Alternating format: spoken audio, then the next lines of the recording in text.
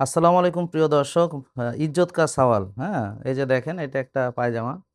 মানে আমি গেছিলাম মসজিদে এশার নামাজ পড়তে। হ্যাঁ, এই হলো পায়জামা। তো এখন সেজদা দিছি আর ঘটনা ঘটে গেছে। তো ভাগ্যিস আমার পাঞ্জাবিও ছিল। তা আমরা সাধারণত কোয়ালিটির জন্যে ব্র্যান্ডের জিনিস কিনি। অনেক টাকা দিতে হয় ব্র্যান্ডের জিনিস কিনতে। এটা হচ্ছে ব্র্যান্ড। ভাগ্যিস এটা আমি রেখে দিয়েছিলাম। আমি সাধারণত এগুলো কেটে ফেলি। তো দুঃখজনক তাদের কপাল পোড়া যে ব্র্যান্ডটা রয়ে গেছে বা এখানেও ছিল বোঝা যাওয়ার জন্য। তো দেখেন এই কাপড়গুলো আমরা চাই যে, যেকোনো ভালো ব্র্যান্ড তারা তো টাকা বেশি নেয় স্বাভাবিকভাবে, অনেক বেশি টাকা নেয়। কিন্তু তারা যদি কোয়ালিটি প্রোডাক্টটা দেয় তাহলে তো আর কোনো প্রবলেম নেই। আমরা তো কোয়ালিটি প্রোডাক্ট চাই, টাকার দিকে তাকাই না সাধারণত। তো এই হলো অবস্থা। এখন দেখেন মান ইজ্জত তো থাকলো না প্রিয় দর্শক। এভাবে হলে কেমনে হবে? যদিও জিনিসটা খুব ফানি বাট দেখেন, যদি ইন কেস আমি টি-শার্ট পড়তাম বা কিছু পড়তাম তাহলে আমার ঘটনাটা কি ঘটতো? ইজ্জত কা সওয়াল। তো এইজন্যে তারা আমাদের ইজ্জত পর্যন্ত লুটে নিতেছে। টাকা-পয়সা তো যাইতেছে। হ্যাঁ, দেখেন আমি সবসময় এই ব্র্যান্ডেরই হয়তো পাঞ্জাবি পরি। অনেকে হয়তো ভাবতেও পারে যে স্যার এই ব্র্যান্ডের। আসলে কোয়ালিটি প্রোডাক্ট খুঁজি।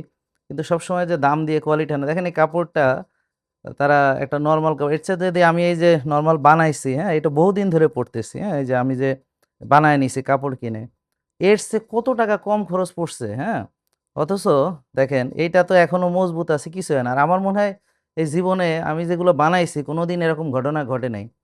তা আমাদের সঙ্গে এরকম করলে এটা দুঃখজনক। আমি চাইবো যে জিনিসটা তারা অ্যাড্রেস করবে এবং অবশ্যই অ্যা মানে কাস্টমার যারা তাদের রিভিউ নেওয়া খুব দরকার। তো এ ধরনের অনেকেরই হয়তো অভিজ্ঞতা আছে, তাদের হয়তো জানানোর সুযোগ নাই। তা আমি সবার হয়ে সবাইকে অনুরোধ করব যে আপনারা কোয়ালিটি জিনিসটা দেন, হ্যাঁ? এই জিনিসগুলো আপনাদের উন্নতির জন্যে। আপনাদেরকে ভালোবাসি বলেই আপনাদেরকে বলছি যে আসলে আপনাদের এরকম আপনাকে ভালোবাসার পর আমার ইজ্জতটা যদি আপনারা এভাবে নিয়ে ফেলেন, জিনিসটা কেমন হইল? তো প্রিয় দর্শক, সবাইকে বলব যে আসলে জিনিসগুলো একটু সচেতন হতে। হ্যাঁ, যে তারা আমাদের থেকে অনেক এই যে এইখানেও ছিঁড়ে গেছে। মানে তার মানে কাপড়টাই মানে এই যে এইখান থেকেও ছিঁড়ছে। তার মানে এই কাপড়টা আমরা জাস্ট আপনাদের দেখানোর জন্যই দেখেন।